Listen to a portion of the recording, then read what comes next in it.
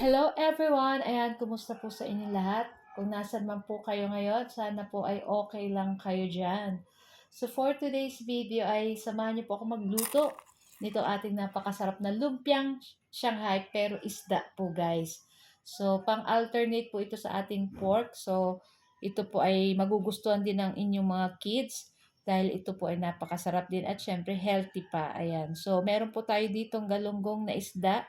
So, niluto ko lang yan guys sa konting tubig na may konting asin at paminta para may lasa na. At pagkatapos, papalamigin lang natin iyan at pag pwede na nating mahawakan at pag malamig na, ay pwede na po natin yan himay-himayin ng katulad ng ganito.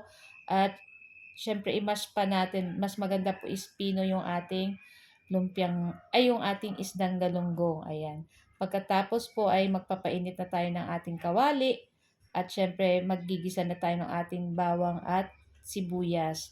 At pagkatapos ay ilalagay na rin po natin dyan yung ating isda na galunggong na himay-himay or yung ating pigpino na isdang galunggong.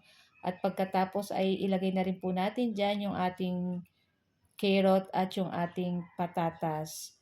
So, gumamit lang po pala ako dyan ng isang pirasong sibuyas na malaki, tapos 4 cloves of garlic na pinino, tapos yung ating carrot, isang piraso din, at yung ating patatas, isang piraso din na cubes ko lang ng maliliit.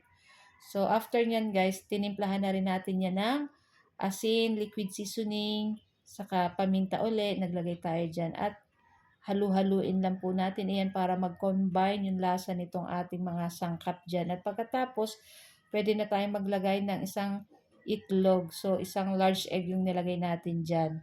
At pagkatapos, ay maglagay na tayo nitong ating harina or ng ating all-purpose flour para magdikit-dikit yung ating gagawing lumpiang isda. So, ayan. At pwede na natin yung patayin at palalamigin lang natin. At pag malamig na, ay pwede na natin ibalot dito sa ating lumpia wrapper. Ayan. So, madami-dami din po yung nagawa ko dyan, guys. Ayan, tinulungan na ako ni Aning sa pagbalot nitong ating lumpia para madaling matapos kasi late na rin po kami nakapagluto ng aming pananghalian. So, ayan na nga. At after 24 hours, charot.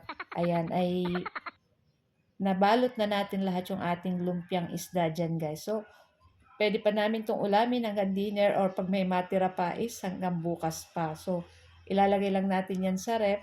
So, pwede po kayong maggawa nito ng maramihan para pritos-pritos na lang pang madalian pag wala kang maisip na ulam. So, yun na nga at nagpainit na po ulit tayo ng ating kawali at naglagay tayo ng mantika. Siyempre, medyo madami-daming mantika pag magpiprito tayo ng lumpia. Ayan. Lulutuin lang po natin itong ating lumpiang isda ng side to side hanggang mag-golden brown po itong ating lumpia. So, ang nilagay lang po natin dyan ay 9 na piraso kasi 9 lang po yung kasya dito sa ating maliit na kawali. Ayan. Naku, ang bango-bango guys. So, kung much better po kung nilagyan pa natin yan ng celery or kinchay para pampabango pa po. Kaya lang ay wala po kami nabilhan kanina sa talipapa. Pero okay lang po yan. Ang importante ay napakasarap po nitong ating lumpiang isda. Pwede nyo to guys isawsaw sa ketchup or sa sweet sauce, sweet chili sauce. Ayan, pwede po iyan. At yan na nga, at luto na itong ating lumpiang Shanghai. So, inahon na natin iyan at ready na rin po kami kumain ng aming lunch. So guys, ito lang po ang aming video today at sana po ay nag-enjoy kayo. Huwag niyo po sanang kalimutan mag-like at mag-follow para palagi po kayong updated sa aming mga bagong video na i-upload. So tara na guys at samahan niyo na po kaming kumain ng aming lunch. Thank you for watching and see our next video again. Ciao! Sarap!